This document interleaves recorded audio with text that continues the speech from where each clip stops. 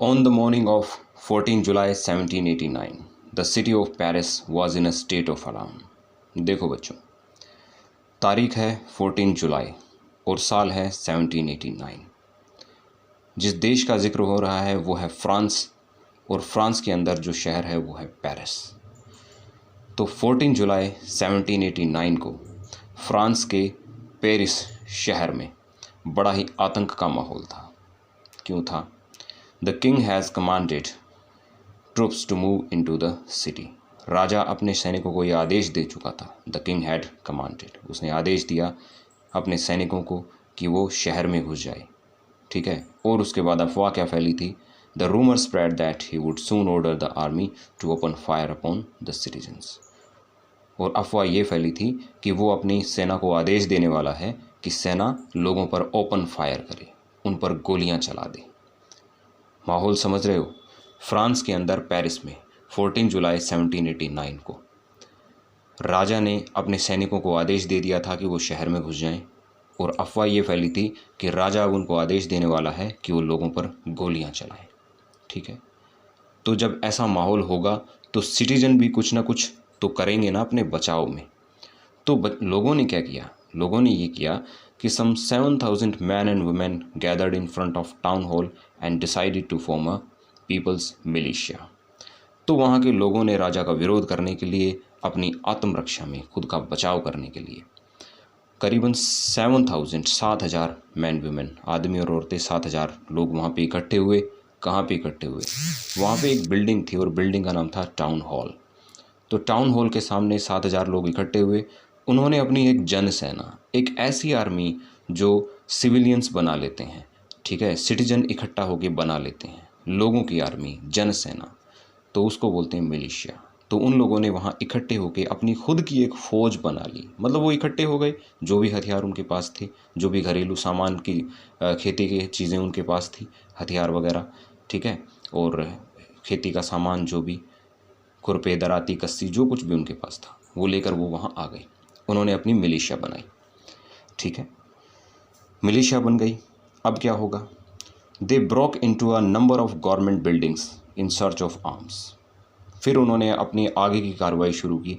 उन्होंने बहुत सारी जो सरकारी बिल्डिंग्स थी उन पर उनमें वो घुस गए, उन बिल्डिंग्स को तोड़ दिया।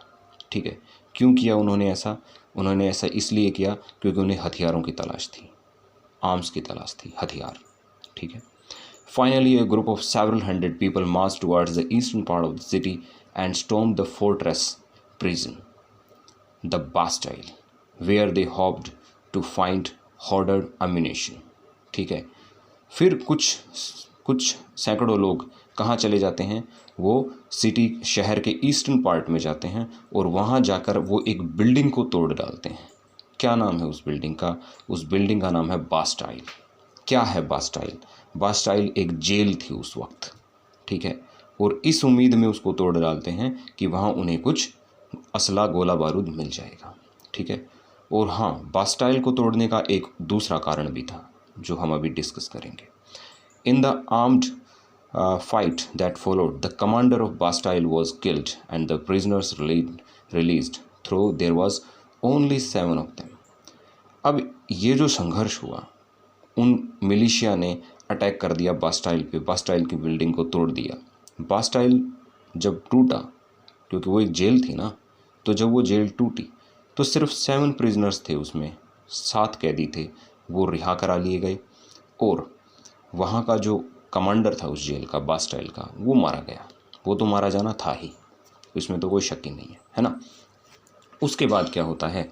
Yet the Bastille was hated by all because it stood for the despotic power of the king। अब बास्टाइल पे ही उन्होंने उस वक्त अटैक क्यों किया, उसको क्यों तोड़ा? तो उन्होंने उसको इसलिए तोड़ा क्योंकि जो बास्टाइल का जो फोर्ट्रेस था, बास्टाइल की जो जेल थी, ये राजा की डिस्पोटिक पावर का सिंबल थी, राजा की अनकंट्रोल्ड पावर का सिंबल थी। ठीक है। और लोग उससे खूब नफरत करते थे। ठीक है। तो इसलिए उन्होंने बास्टाइल को अपना निशाना बनाया और बास्टाइल को तोड़ दिया। बास्टाइल को तोड़ना मतलब राजा की अनकंट्रोल्ड पावर को ख़त्म करने जैसा था। ठीक है।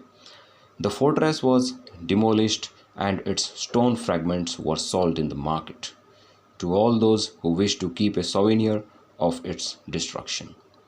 उसके बाद क्या होता है, उसके बाद जब ये फोर्ट्रेस, ये किला, ये जेल तोड़ दी जाती है तो इसके जो फ्रेगमेंट्स हैं, इसके जो टूटे हुए जो पत्थर हैं, ईंटें हैं, ठीक है, तो ये सब जो है बाज़ारों में बेचे गए, ठीक है, और लोगों ने इनको ख़रीदा एज ए सोवेनियर। सोवेनियर का मतलब होता है यादगार के तौर पे। तो लोगों ने इसे यादगार के तौर पे ख़रीद लिया। क्यों? अब देखो लोगों ने क्यों ख़रीदा होगा, क्योंकि ये इवेंट इतना इम्पोर्टेंट था, उनकी लाइफ में इस इवेंट की बहुत ज़्यादा इम्पोर्टेंस थी, ठीक है, और ये चैप्टर बहुत इम्पोर्टेंट है, इसीलिए आपकी बुक में नंबर 1 पे है फ्रेंच रेवोल्यूशन। क्यों?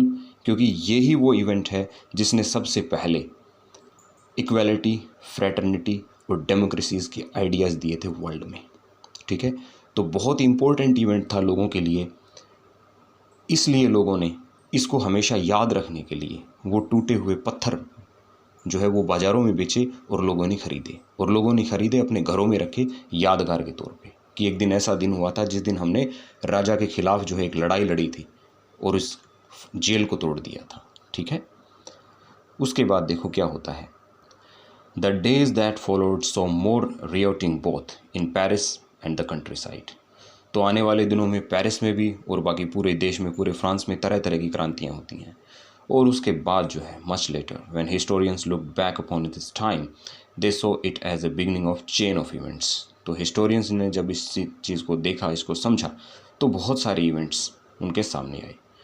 तो ऐसा किस तरीके से हुआ, क्यों हुआ, इसके पीछे कौन सी चीज़ें ज़िम्मेदार हैं, फ्रांस में क्रांति क्यों हुई, वहाँ की सोशल कंडीशंस क्या थी, रिलीजियस कंडीशंस क्या थी, पॉलिटिकल कंडीशंस क्या थी, वो सारी हिस्टोरियंस ने पता लगाई और वो सारी इस चैप्टर में हम पढ़ेंगे, ठीक है।